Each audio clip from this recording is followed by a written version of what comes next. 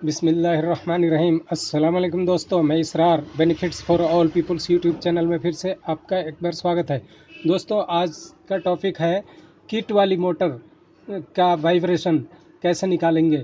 बहुत दिनों से इस वीडियो का इंतज़ार था बहुत लोगों को, और पूछ रहे थे कि जो बुश वाली और किट वाली मोटर है उसका वाइब्रेशन कैसे निकालेंगे, जबकि उसमें नट बोल्ट नहीं होता है। देख रहे हैं आप, इसमें कोई नट बोल्ट नहीं है, तो इसका वाइब्रेशन कैसे निकालेंगे मैं अभी फटाफट आपको बताने वाला हूं।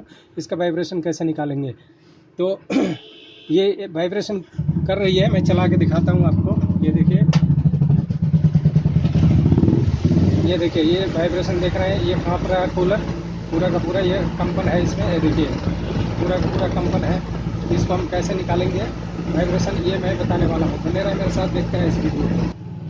ये देखिए, ये एमसील पहले से इसमें लगी हुई है। अक्सर इस वाले मोटर की ब्लेड में एमसील लोग लगा के यहाँ पर एमसील चिपका देते हैं, जिससे वाइब्रेशन निकालते हैं।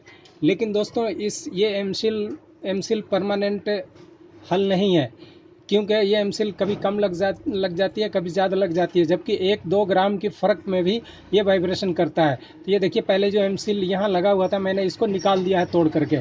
देखिए 2 जगह लगा हुआ था, एक यहाँ लगा था और एक इस वाले ब्लेड में लगी थी, और नहीं, एक इस वाले ब्लेड में लगी थी, एक इस वाले में लगी थी, और इसमें नहीं लगी थी। तो ये मैंने सब निकाल दिया, और निकालने के बाद, जबकि एमसील लगने के बाद ज़्यादा वाइब्रेट कर रहा था ये, तो एमसील निकालने के बाद ये वाइब्रेट थोड़ा कम हुआ है, लेकिन अभी भी ठीक तरह से ठीक नहीं हुआ है। तो इसको हम सबसे पहले हम क्या करेंगे, ये देखिए एक ड्रिल मशीन लेंगे, जो कि मैंने, आप देख रहे हैं इसमें सुराख मैंने कर लिया है। ये ड्रिल मशीन से आप जैसे यहाँ रख के और सुराख ऐसे ऐसे ऐसे मारेंगे तो ये सुराख हो जाएंगे। तो इस तरह से तीनों में सुराख कर लेंगे इसी जगह में। एक पतली 1 mm की बिट से, एक 8 वाली जो बिट आती है उससे हम सुराख कर लेंगे, ठीक है। ये तीनों में सुराख कर लेंगे। तीनों में क्यों करेंगे, क्योंकि हमें इसका ये घुमाने पर पता नहीं चलता है कि भारी हिस्सा किधर जाएगा, क्योंकि ये थोड़ी सी बुश वाली मोटर होती है, जिससे ये टाइट होती है, तो ये जल्दी एक जहाँ भी आप घुमाते हैं वहीं पर रुक जाती है। देखिए इसका पता ही नहीं चलता कि किधर भारी और किधर हल्का है। तो हम क्या करेंगे दोस्तों, अंदाजे से पहले हम एक वाशर लेंगे। ये देखिए एक वाशर और एक स्क्रू लेंगे। ये स्क्रू को हम यहाँ पर देखिए एक अंदाजे से यहाँ पर टाइट करेंगे। ये देखिए एक में टाइट किया, और इसके ऊपर थोड़ा टाइम तो इसमें लग जाएगा। अब ये देखिए टाइट कर लेंगे।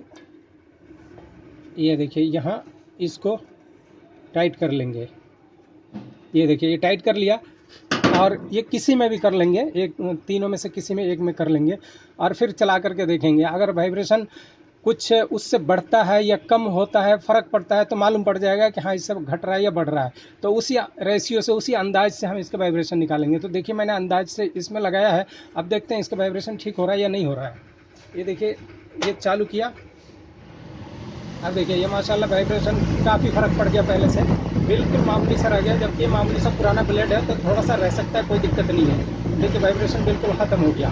तो इस तरह से ये, चूँकि मुझे टाइम आपको दिखाने के लिए मैंने टाइम ज़्यादा नहीं लगाया, क्योंकि मैंने इसमें 10-15 मिनट मेरा लग गया है। मैं कई बार इसको खोला हूँ और फिट किया हूँ, जिसके वजह से ये अब प्रॉपर उसी जगह पे सेट हो गया है। तो मैं आपको दिखा रहा हूँ ताकि आप इसी अंदाज से आप कर लें।